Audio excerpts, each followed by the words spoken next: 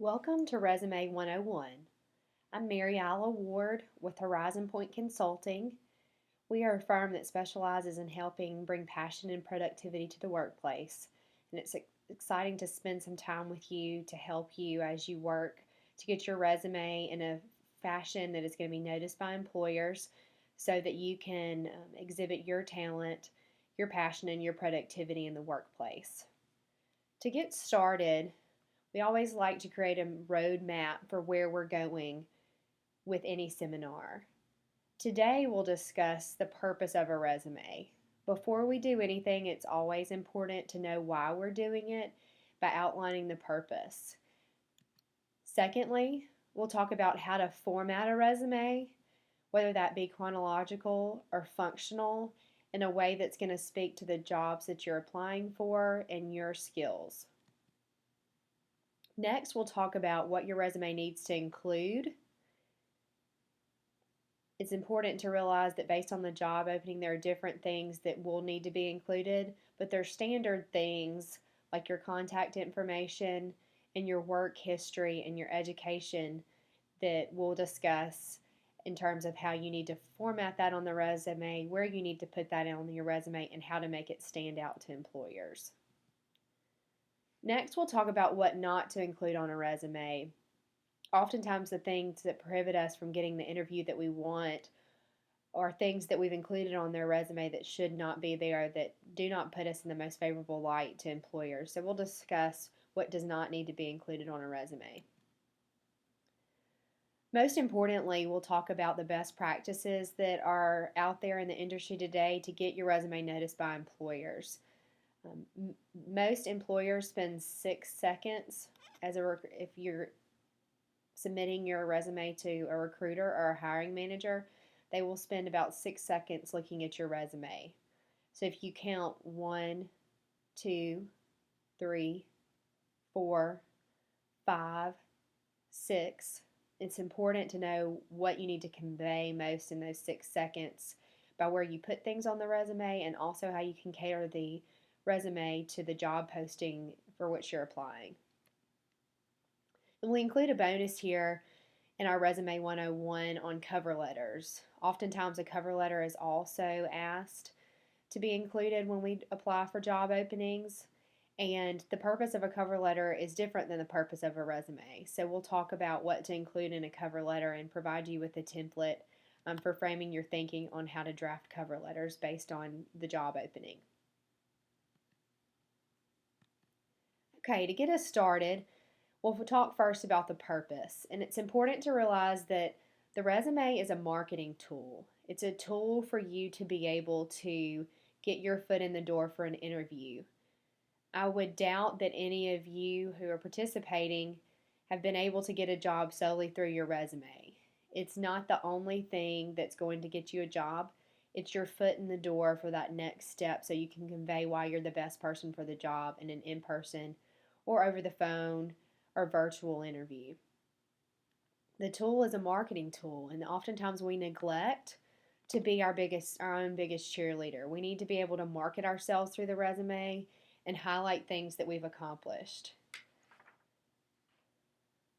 With that being said, it's also important to realize that while we do need to take the opportunity to brag and market ourselves, there's never an occasion to fabricate or stretch the truth about our experience or education. I know that at some point all of you have seen someone in the news that has lost a job or has been declined a job because as someone did a background check on them, they realized that what was on their resume was not true. We've seen it with college coaches where they have said that they have a certain degree and they do not, and that has kept them from what I would imagine would be their dream job. So it's important to always put accurate facts on your resume that truly reflect your education and experience. So let's get started with what to include in the resume now that we understand the purpose. There's a preparing your resume handout, and I would encourage you to look on page 1 and 2 as we talk through the information here about what to include in a resume. The first thing that's obvious that needs to be on a resume is contact information, and oftentimes we gloss over the contact information, because we think it's a trivial part that we'll just put down. But I would encourage you to think through some of the things here and to take a little bit more time to think about your contact information section than you normally would. Um, of course, your name needs to be the first thing on the resume. Your name needs to reflect your legal name because they may use your resume to be able to look up as they do run a background check if you're the person that's going to be hired for the job. If you go by something else, you can indicate that in quotes. But make sure that you have the professional appearance of the resume as it would appear for your legal name. Next, you obviously need to include address where if they need to mail something to you, it's going to be received. Also, you'll need a phone number and a phone number where you frequently answer the phone. And including your phone number, you need to make sure that any message recording is appropriate. And I'll give you an example. When I was a corporate recruiter, I made a call to schedule someone for an interview. And the phone rang a few times and then picked up, and someone said hello. And it gave the indication that someone had actually picked up the phone. So I began to talk as if someone had answered the phone. And a few seconds later, the voicemail went, "Psych, I'm not here. Leave me a message." Obviously, that was very unprofessional in the way that that person had recorded their outgoing message, and that person was not called back for an interview. So you need to make sure that any number that you are listing on your resume has an appropriate outgoing message. That could just be a standard hi and your name. "I'm not available right now to take your call, but please leave a message with your name and number, and I'll be happy to return your call as soon as possible." It would be a very professional recording. Or you could also just leave the standard one that repeats the number back and ask for the person to leave a message. Next, with your contact information is an email address. Again, you need to make sure that that email address is professional in nature and conveys the image that you want to convey. For example, I've seen emails. One that stands out the most as a corporate recruiter was hotmama@hotmail.com. That is not an appropriate email address for when submitting a professional resume. If you don't have an email address that you feel comfortable using, you can create one very easily through Gmail or through Yahoo that are free. And I would encourage you to try to set that up with your name and then at Gmail or at yahoo.com. If your name's not available, try to find something that's the closest to your name that conveys who you are. It's also important to realize that just like you want to include a phone number that you check often, you need to include an email address where you're checking that email account at least daily. If someone sends you correspondence, you need to be following up within at least 24 hours, if not 12 hours. Another thing to realize is that objectives now, which were very common on a resume a few years ago, are not the best method for conveying information to an employer. We encourage you to use a summary of qualifications, and we'll talk in a minute about what a summary of qualifications looks like. An objective, as we see here, basically tells an employer this is what I want. You see the objective here on the screen. Seeking a position in human resources where I can utilize my knowledge and expertise in the field does in no way answer for the employer, what can this person do for me? How is this person qualified to fill the position that I have posted? It doesn't provide any information that's valuable to the employer.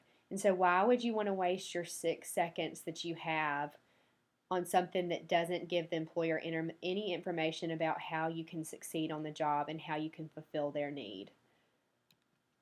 Here, you see a summary of qualifications example that goes to describe the level of experience that the person has and what type of things that they have been responsible for.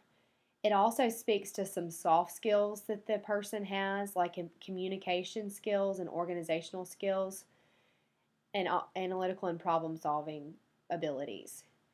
even if you don't have 7 or more years of experience like this person does, a summary of qualifications emphasizes what you can do for the employer, not what the employer can do for you. And that's going to speak volumes during your 6 seconds, as having the summary of qualifications at the top of your page, just below your contact information, because it gives you the opportunity to tell them what you can do for them. And it should be geared towards the job posting. And that's something that we'll look at when we're talking about best practices later on.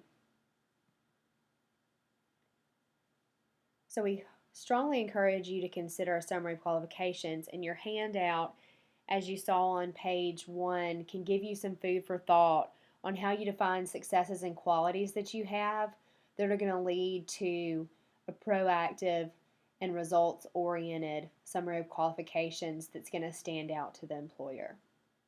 Next, I would encourage you to turn in your handout to page 2 through 4 as we talk through some other things to include on a resume. Next is the consideration of education and training and where that should fall.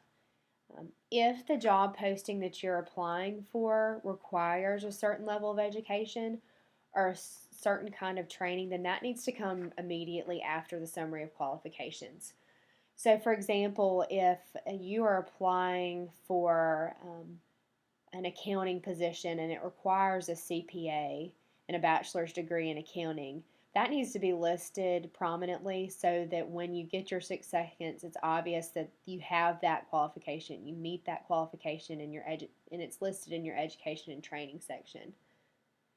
If for some reason there's not a certain level of education or training required for the job, it's listed nowhere in the job posting, you may be better served in going straight to your work history, which we'll talk about in just a minute.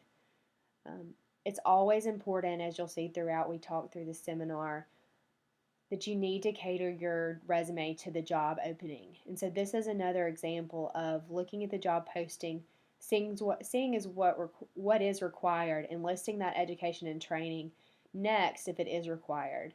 If there's no indication of education or training needed in the job posting, then you may be better served in listing that at the end of your resume and including your work history immediately after the summary of qualifications. Education is also important to be on top of the resume if you are switching career fields and your education speaks to the industry or field that you're wanting to move in. So let's say that you have been in education, you've been a teacher, and your work experience speaks to that will be listed on your resume, but you're wanting to make a move into human resource management. Well, obviously, the employer is going to wonder, if they look directly at your work history next why, or your education, your work history before your education, why you would be seeking a job in human resources, or what would make you qualified for that opening in human resources if all your experience is in education. Hopefully you would have a summary of qualifications that would speak to your ability to train, that is a human resource function. But then your education would be there with your pursuit or your degree completion of a degree in business or human resource management that would provide the employer with the understanding of your transition in career. Your work history is going to be the most important thing on the resume. And depending on where you are in your career is going to dictate how and what work history you're going to include. Again, it all goes back to making sure that you're looking at what the employer wants and then catering your resume to what that employer needs based on your skills and qualifications. So let's talk through a couple of examples of how we would want to go about looking at work history. Say you have just finished college as a traditional college student, so you're 22, 23, 24 years old. You are just starting your career, and you have worked a few jobs in high school and in college to be able to prepare you to pay for some things, to pay for your schooling, to pay for expenses. But you don't have specific work history that relates to the field that you pursued your education in. With that being said, it's important to still list those jobs. For example, let's say you've worked at Target in retail. It establishes work history for yourself, and then also you can look at the job posting for which you're applying and see how that retail experience could translate into what is wanted on the job. Most positions look for communication skills, for teamwork skills, for problem solving skills, and all of those things that you've probably learned on the job in a retail setting.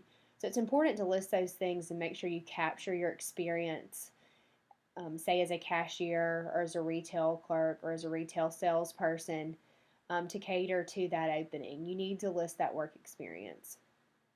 It establishes work history, and it also establishes things that you can connect to almost any job opening. But let's say that you are an individual who is mid-career, that you have worked in a field and you're going back to pursue education to enhance those skills or to go a different direction. Your work history, if you worked as a 16 or 17-year-old at that retail establishment or at a fast food restaurant, is not as imperative to list because it is not what's going to connect most directly to what the employer is going to want. So if you have 10, 15, 20 years of experience, is first of all, including that work history as a teenager is going to make your resume too long. A recruiter is not going to look at all of that. But it's also not going to establish anything that's going to answer the question for the employer of what they can do for me.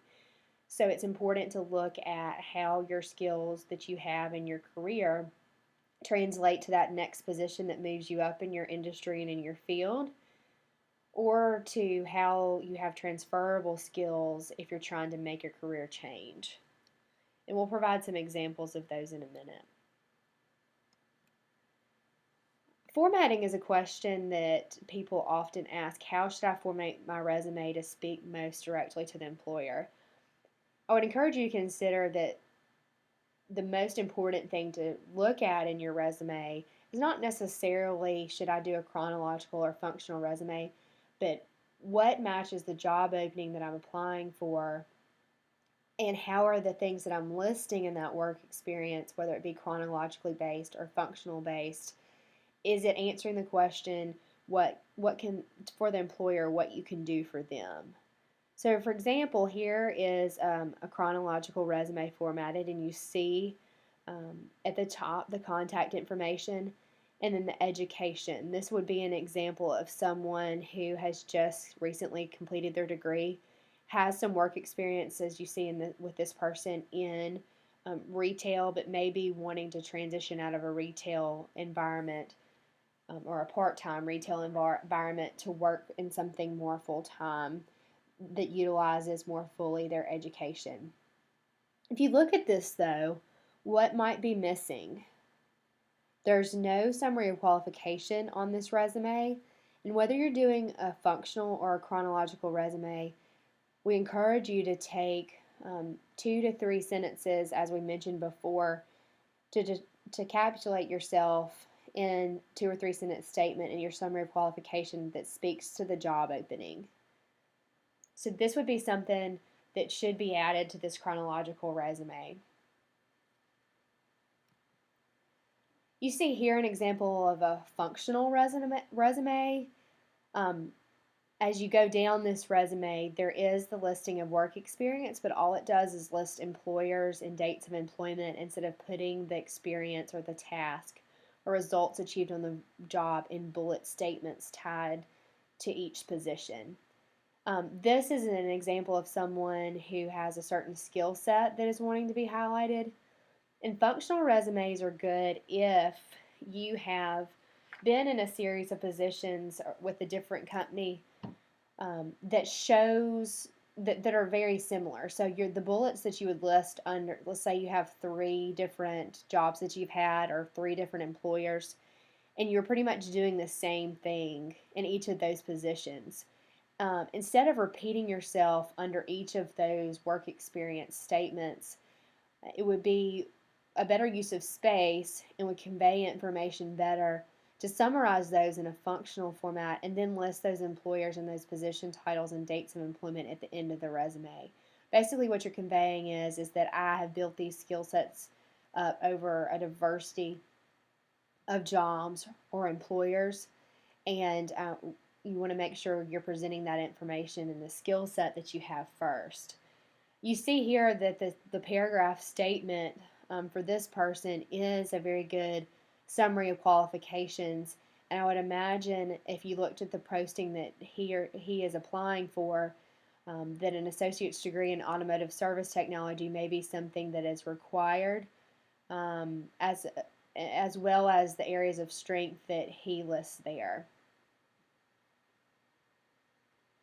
Whether you're utilizing a functional format or a chronological format, it's not necessary to go beyond 2 pages for a resume for a couple of reasons.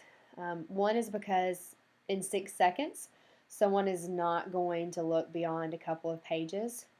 The other thing is that if you can't say it in 2 pages, people probably don't want to see it. So you need to be thinking about what you need to put first, and the time that's going to get the person to read on by what you put at the top of the resume. I say all that with the 2-pager unless something is specifically asked for. So there may be instances in certain industries or with certain job openings where they're going to request something that's going to require more than 2 pages. For example, if a CV is requested, those are traditionally very comprehensive and deep dive type resumes, and those are going to extend beyond those 2 pages. If a CV is requested, which is traditional in the education setting, we would encourage you to understand that that is different and that 2 pages, more than 2 pages may be warranted in that case. As you see here, as I mentioned, the summary of qualifications, although it's not titled that, is in paragraph form here. So one of the best ways to look at combining a functional and chronological resume is to put that summary of qualifications at the beginning.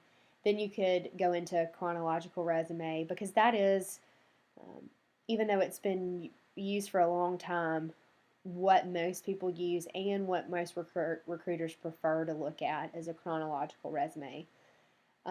You would be strongly encouraged to use a chronological resume if your experience builds on itself to show how you've progressed within a job or within a company.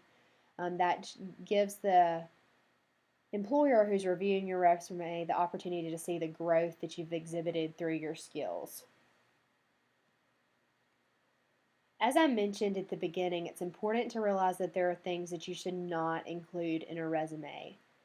I'm going to talk about some specific things not to include, but I want to give you a rule of thumb for considering should I include this or not. And it's 2 questions that you see here. The first question is to ask yourself, is it job related? If what you're wanting to list on the resume is not job related, then don't include it. The second question is, does what you're wanting to put on the resume answer for the employer? Why would I want to hire him or her? And again, that goes back to question 1, is it job related? If it doesn't speak to how you can meet the employer's need, then it's not necessary. This is a good place, though, to bring up the fact that sometimes there are things that we need to include on our resume that are job related, that are related to the position or positions in which we're applying, that we may not have been paid to do. I'll give you an example. Recently, we have had a client that came to us for a resume revision, and that person had been out of the workforce for a while. She had been a stay-at-home mom. Prior to her leaving the workforce, she was educated and had worked as an architect. She was not necessarily wanting to enter the workforce again in that role. While she was at home, she had taken an interest in web design. And with that interest in web design, she had volunteered and had done her church's entire website, and had also done the website for the youth baseball league in her community. So she designed those websites, programmed those websites, and monitors those websites, updated them on a regular basis. And so the question is that job related? Yes, it most certainly is. Especially if she's wanting to do that or move into that for a career route. Even though she wasn't paid to do those things, it demonstrates her skills, and from a creative standpoint, it's something that an employer could actually go and look at to see her skill set through the visual representation of those websites. So I encourage you to realize that answering these two questions can help to show you what not to include, but it can also show you what to include when you're considering experience that you may not have been paid for. When we look at what not to include, most likely the things that are listed here are no's to the two questions above. Hobbies, if you like to fish or you like to knit, the question is that job related? Oftentimes it's not going to be, but in the case of the example that I gave you earlier, her hobby of web design was job related and therefore it needs to be included. Unless you're applying for some type of modeling role, a picture does not need to be on a resume. It's not something that is going to convey, is it job related, except for those rare instances as I mentioned. And it's not going to answer for the employer, why would I want to hire him or her in a relevant scale. As we mentioned earlier, objectives don't answer those two questions for employers, so we'd encourage you to leave it off, and instead of using that space on your resume for objective, use a summary of qualifications. Resumes should be professional in nature. They should have a professional business appearance. With that being said, color and word art or unusual fonts should not be on your resume. If you are moving into a creative field like some type of graphic design or web design or some type of fine arts artistic endeavor, the resume is not the place to convey your creativity. A portfolio is. And so your resume should be standard and professional. And then if you are in a creative industry, you should utilize a portfolio to be able to exhibit that. I've heard people say, well, I want my resume to stand out, so I'm going to put my name in red, or I'm going to put it in an unusual font or design. Having been a corporate recruiter and looking through stacks of resumes, they are noticed, but they're noticed in the way that says this person isn't professional, and it does not help to answer the question, why would I want to hire him or her? So let's talk about some best practices now. How do you get your resume noticed by employers? As we've mentioned several times, it's important to realize that the best way to get noticed is to cater your resume to the job opening by answering the question for the employer, what can he or she do for me? How can they fulfill the needs needed in this position? But we want to make sure that there's some tactical things that you employ from a best practices perspective to make sure that your resume isn't overlooked. The first thing is to make sure that the formatting remains, and the best way to do that is to PDF your file. A lot of us work in Microsoft Word, but we never know who we're sending the file to, what version of Word he or she may have. And there's also other programs that may not be compatible with Word. So if you've got your resume laid out in a format that looks visually pleasing to you, and you send it or upload it through an online application system, and the formatting is not, the integrity of the formatting is not conveyed through PDFing your file, that person on the other end may get a resume that's formatted completely different than the way in which you intended it. So we encourage you to use the PDF, which you can download for free through Acrobat if you don't already have it on your computer, to make sure that that's conveying the formatting that you intended it to. We have questions oftentimes about how should I save my resume, and oftentimes if you're saving it on your computer just for your benefit, you simply titled it resume. But when you're sending it or uploading it to an employer, especially if they're a recruiter or a hiring manager that is receiving lots of resumes and they get 10 files or 100 files or even 1,000 files saved as resume, yours may be overlooked. It may have been something they thought they'd looked at it, but they have not. So it's important to save. We encourage people to save their resume as their first name and last name as it appears on your contact information of your resume. That goes back to that full legal name. So if your full legal name is Elizabeth Sarah Jones, you go by Sarah, or let's say you go by Liz.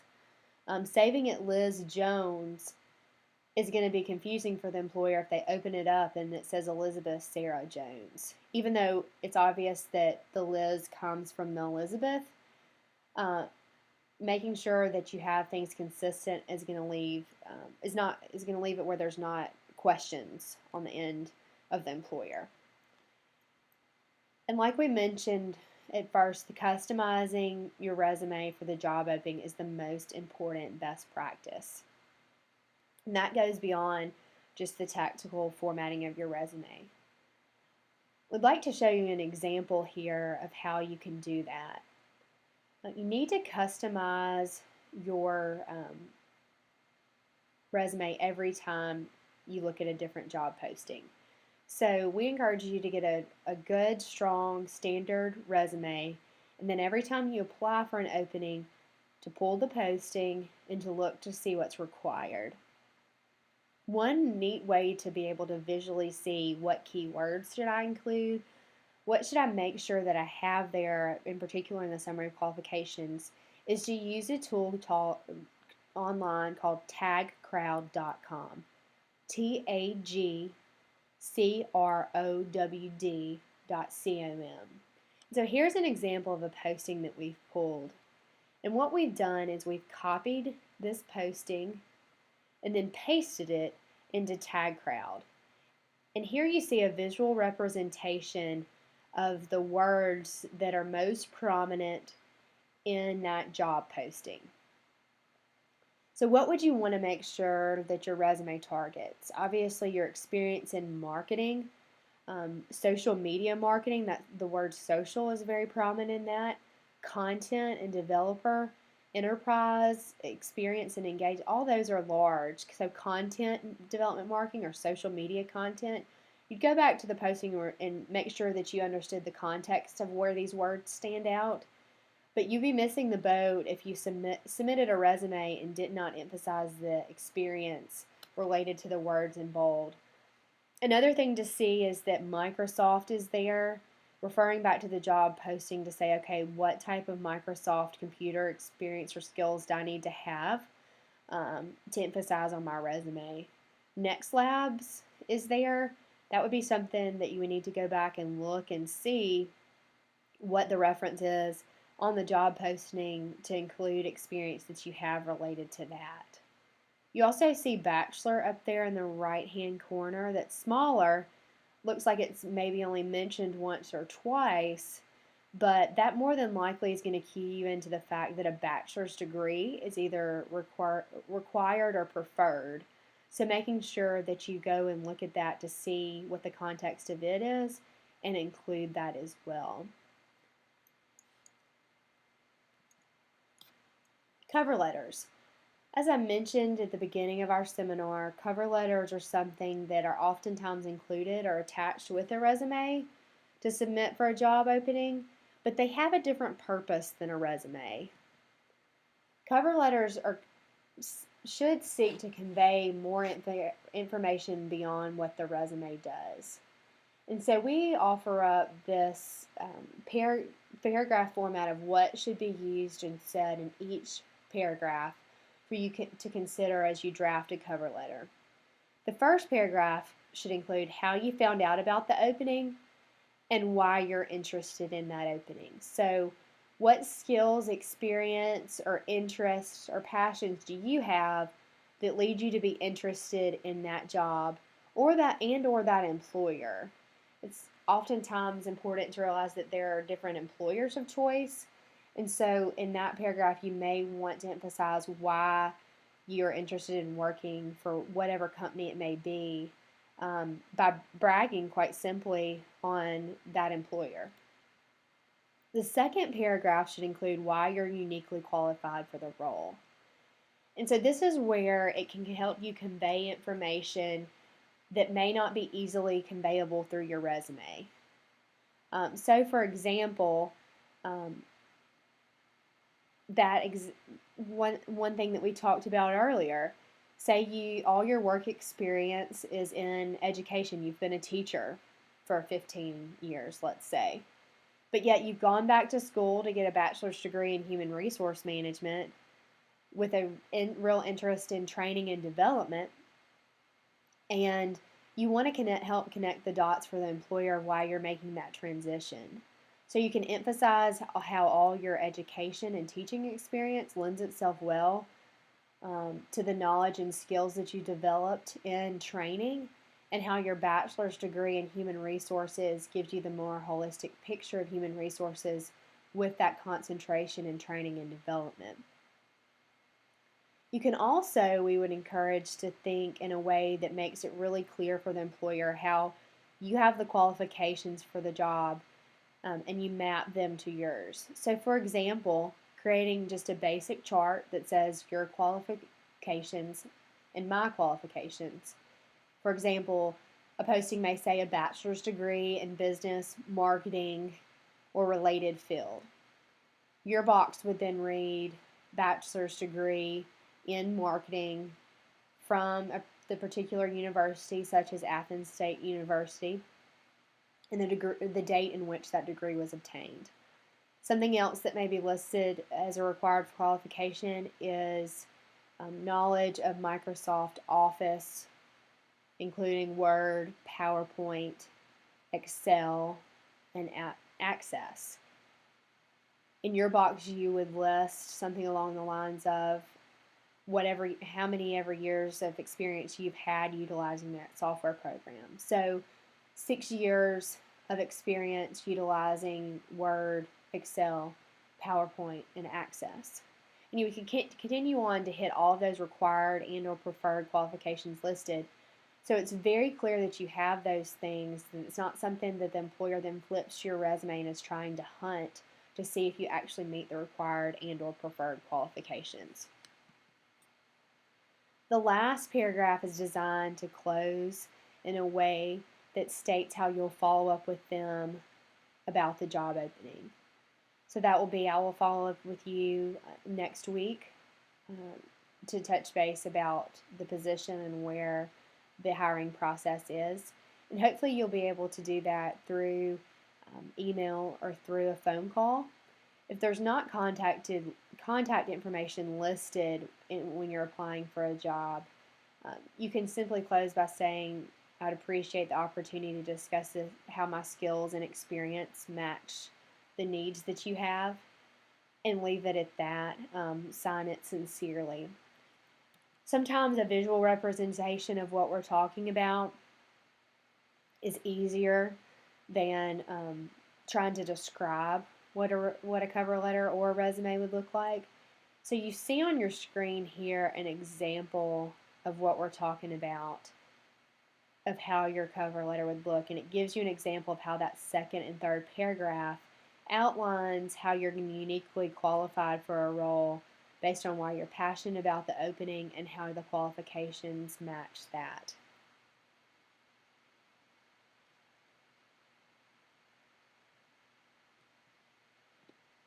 If you have questions about today's content or presentation, my information is on your screen. Please feel free to email me to reach out with questions that you have.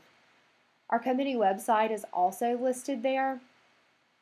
That website, under Adults, has a section entitled Tools. And you'll see there a template for a resume that's a results resume that follows the practices that we've taught today and also extends to discuss how to cater your resume towards results and not just tasks that you complete on the job. In addition, we have a blog that has multiple resources for job seekers under the Beyond Work category of that blog.